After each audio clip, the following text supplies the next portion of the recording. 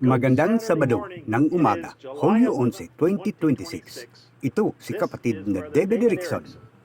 Ngayon ang mga agila ay nagtitipon ng sama-sama sa sulat mula sa Branham Tabernacle. Minamahal na makapropesiyang klase ng mga tao. Kung gaano natin kamahal ang salitang pahayag, ang kahalagahan ng lahat ng tunay na pahayag ng banal na espiritu sa isang tunay na mananampalataya ay hindi kailanman maaaring maging labis na binibigyang diin. Ang pahayag ay nanghulugan ng higit pa sa buhay para sa nobya, sapagkat sa ibabaw ng batong ito, pahayag, itatayo ko ang aking simbahan at sa pamagitan ng biyaya at awa ng Diyos, tayo ang kanyang simbahan kasama ang kanyang tunay na pahayag. Ang aklat ng pahayag ay hindi para sa lahat. Walang sinuman ang makakaintindi nito. Ito ay isang aklat ng mga propesiya na isinulat para sa at maunawan lamang ng isang uri ng mga makapropesiya. Tayo, ang nobya ni Jesus Kristo. Ito lamang ang aklat na isinulat ni Kristo mismo sa buong Biblia. Ngunit ipinadala at ipinawatig niya ito sa pamagitan ng kanyang anghel sa kanyang lingkod na si Juan. Hindi alam ng mga disipulo ang mga naitalang katotohanan ito. Hindi pa ito naipahayag sa kanila noon. Kahit si Jesus ay hindi masasabi sa kanila ang tungkol sa kanyang lugar dito sapagkat hindi ito inihayag ng Ama sa kanya. Ngunit ngayon, pagkatapos ng kanyang kamatayan at muling pagkabuhay, at sa partikular na panahong ito, kaya niyang ipahayag ang pahayag nito ng kanyang sarili sa kay Juan, kung ano ang magiging kahulugan at gagawin ng kanyang kaluwalhatian at presensya sa simbahan. Ngunit kahit ngayon, pagkatapos ng 2,000 taon, ang mundo ay nagmuni-muni, ang mga teologo ay nag-aral at nag-usap-usap, ngunit walang sinuman ang may tamang interpretasyon at pahayag ng mga misteryong ito na nakasulat sa aklat ng pahayag hanggang sa araw na ito. Hanggang sa panahong ito, nang ipinadala ng Diyos ang parihong anghel na iyon sa lupa upang ipahayag ang lahat ng ito sa atin, ang kanyang hinirang na nobya. Ang pagsisikap na maunawaan ang laki na pinili ako ng Diyos at ikaw ang pinili niya, ang pagkakaroon ng tunay na pahayag ng kanyang salita ay lampas sa paglalarawan ng tao. Bagamat marami ang nagsasabing sinusunod nila ang minsay at nagsasabing naniniwala silang nagpadala ang Diyos ng isang propeta, wala silang buong pahayag sa pag-alam sa bunga ng hindi paggawa sa kanyang tinig na pinakamalagang tinig na dapat nilang marinig. Ang pagkakaroon ng pahayag na ito ng kanyang tinig sa panahong ito ay tunay na perlas na may mahalagang halaga. Pinili tayo ng Diyos upang ipahayag din ang tunay na pahayag na iyan.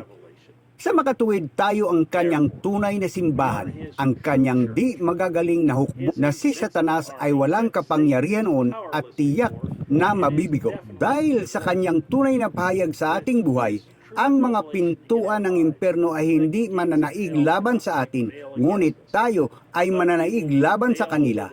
Walang anuman ang makakatayo sa harap natin. Ang tunay at kumpletong pahayag para sa araw na ito ay ang pagkilala sa kahalagaan ng tinig ng Diyos para sa ating panahon. Kung ang pagsisimba, pag-aari sa simbahan, pag-aalay ng mga sakripisyo, pananalangin at pagsamba sa Diyos ang tanging hiniling ng Diyos. Kung gayon, ang Diyos ay magiging hindi makatarungan na hatulan si Cain sa paggawa ng eksakto kung ano ang sinabi niyang gawin.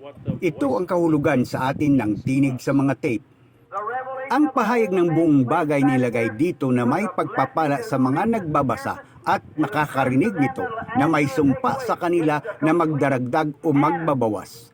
Ito ang kumpletong canon o ang absolute. Walang maaaring idagdag dito. At kapag sinubukan ng isang tao na mag-alis ng anumang bagay mula dito o magdagdag sa anumang bagay dito, sinabi ng Diyos na aalisin niya ang parehong bahagi mula sa aklat ng buhay. Kita mo, kukunin niya ang kanyang bahagi mula sa aklat kung dadagdagan niya ito. Hindi pa kailanman nangyari, ang Diyos ay naglaan ng perpektong paraan upang hindi magdagdag o magbawas sa kanyang salita.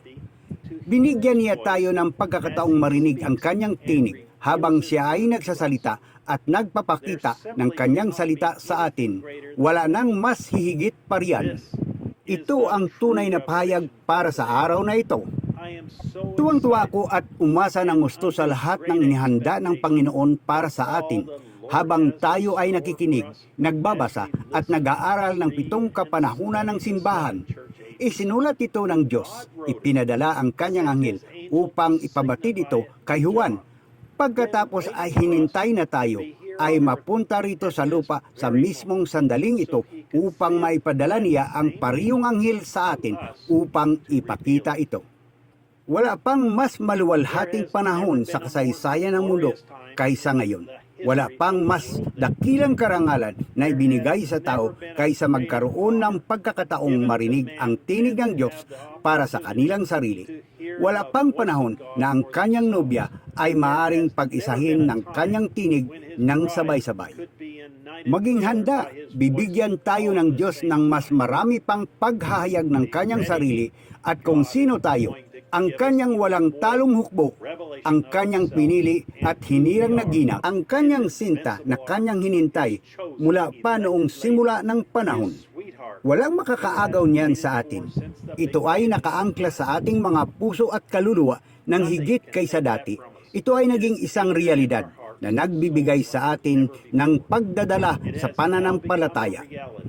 Sisimulan natin ang ating dakilang paglalakbay ngayong linggo ng alas 12 ng tanghali, oras sa Jeffersonville, habang pinakikinggan natin ang unang mensahe, 60-1204M. Ang kapahayagan ukol kay Hesus Kristo. Nais kong hikayatin kayong kunin ang inyong aklat ng 7 kapanahunan ng simbahan. Basahin ito sa katahimikan ng inyong silid at pag-aralan ito kabanata por kabanata bawat linggo. Tayo ay magkakaisa sa pakikinig sa kanyang tinig, pagkatapos ay pag-aaralan ang kanyang salita. Kapatid na Joseph Branham. Dito nagtatapos ang liyam mula sa Jeffersonville. Hanggang sa muli, pagpalain kayo ng Diyos at Shalom.